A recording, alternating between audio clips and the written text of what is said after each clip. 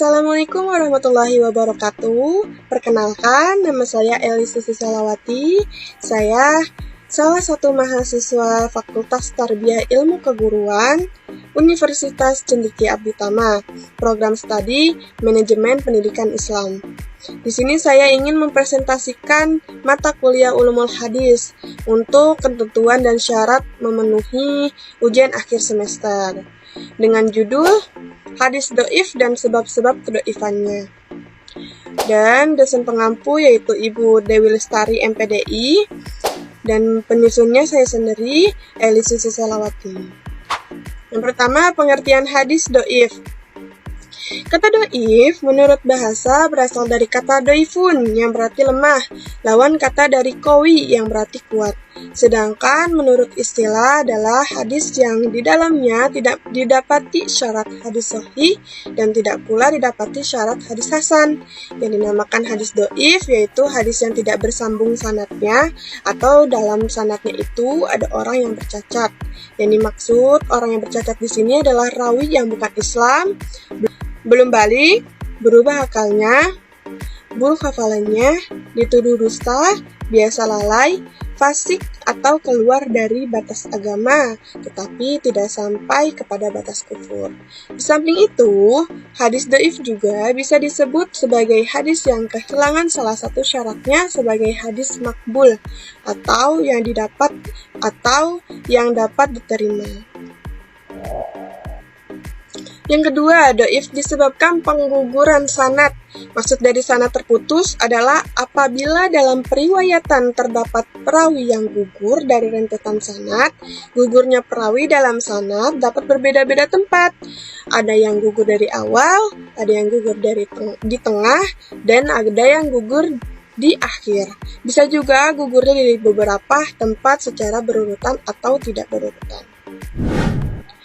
Hadis dhaif berdasarkan terputusnya sanad terbagi menjadi 7 bagian, yaitu yang pertama, hadis mauquf adalah hadis yang disandarkan kepada sahabat, baik berupa perkataan, perbuatan, atau takrir.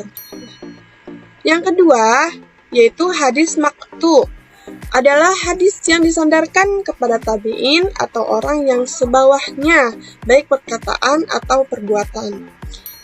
Yang ketiga yaitu hadis mu'allaq. Mu'allaq menurut bahasa adalah terikat atau tergantung. Sedangkan menurut istilah, hadis mu'allaq adalah hadis yang seorang rawinya atau lebih gugur dari awal sanad secara berurutan. Yang keempat, hadis mudal adalah hadis yang putus sanadnya 2 orang atau lebih secara berurutan. Yang kelima yaitu hadis munqati, yaitu hadis yang tidak disebutkan seorang rawinya sebelum sahabat. Next, yang keenam, yaitu hadis mursal. Secara etimologi, mursal berarti yang dilepaskan. Menurut istilah, hadis mursal adalah hadis yang dimarfu'kan atau diangkat oleh seorang tabi'in kepada Rasulullah SAW, baik berupa sabda, perbuatan, dan takrir, baik itu tabi'in kecil ataupun besar. Jadi hadis mursal adalah hadis yang gugur dari akhir sanadnya seorang perawi sesudah tabi'in. 7 adalah hadis mudalas. Adalah hadis yang diriwayatkan menurut cara yang diperkirakan bahwa hadis tersebut tidak bernoda. Dengan kata lain, bahwa hadis mudalas adalah hadis yang diriwayatkan dengan tidak menyebutkan nama orang yang meriwayatkannya dan menukar dengan nama orang lain. Selanjutnya itu dhaif disebabkan cacat keadilan. Yang pertama, hadis matruk. Kata matruk berasal dari kata tark yang memiliki arti sesuatu yang ditinggalkan. Hadis ini tidak didengar, tidak dianggap, tidak dipercaya oleh karena menyangkut pribadi perawi yang kurang baik. Dalam istilah, hadis matruk adalah hadis yang salah satu periwayatnya seorang tertuduh dusta. Di antara sebab-sebab tertuduhnya seorang perawi yaitu yang pertama, perawi yang meriwayatkan hadis tersebut tunggal atau tidak ada orang lain yang meriwayatkan hadis tersebut melainkan dia. Yang kedua, Rawi hadis disepakati kedoifannya oleh para ulama hadis. Yang ketiga, perawi terkenal pembohong atau pendusta, fasik atau suka menyepelekan ibadah. Yang kedua, hadis majhul. Dalam bahasa Arab, kata majhul artinya tidak diketahui. Secara istilah bahwa hadis matruk adalah hadis yang tidak jelas siapa yang merawikannya. Yang dimaksud adalah jati diri sang perawi. Faktor penyebab adalah seseorang memiliki banyak nama atau mungkin nama julukan. Kedua, perawi yang hanya memiliki sedikit periwayatan hadis hingga sedikit pula orang yang menerima hadis darinya. Hadis majhul dibagi menjadi dua, yaitu majhul al-ain dan majhul al-hal. Yang ketiga yaitu hadis mubham. Dalam bahasa Arab, mubham berarti samar atau tidak jelas, yaitu perawinya tidak disebutkan namanya baik dalam sanadnya atau matan, melainkan hanya disebutkan identitas secara umumnya saja. Hadis mubham terbagi menjadi dua macam, yaitu mubham dalam sanadnya dan mubham dalam matannya. Selanjutnya itu doif disebabkan cacat kedobitan. Yang pertama, hadis munkar. Kata munkar berarti inkar, yaitu menolak atau tidak menerima. Jadi secara istilah hadis munkar adalah ada kesalahan, kelupaan, atau bahkan fasikan yang parah pada sanadnya. Yang kedua, hadis mu'allal. Kata mu'allal berasal dari kata illah, penyakit.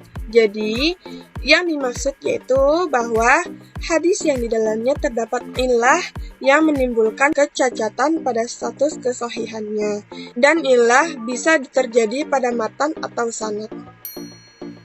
Yang ketiga, hadis mudraj. Kata mudraj berasal dari kata idroja, memaukan, menghimpun, dan menyisipkan.